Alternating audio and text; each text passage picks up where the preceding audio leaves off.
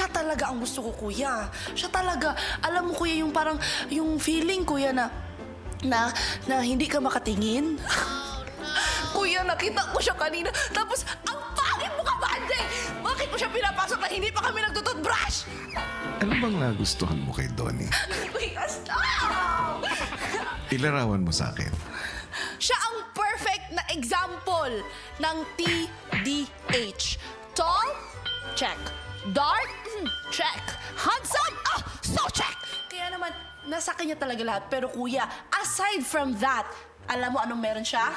Utak, kuya. Meron siyang utak. He's so smart, the way he talks, the way he communicates. I love it. I love it so much. As much as possible, kuya, tutulungan ko po si Donnie na ma-acclimate dito sa inyong bahay. Sige. Ang mga housemates po. Ay, hindi! Hindi ako! Hindi! Ang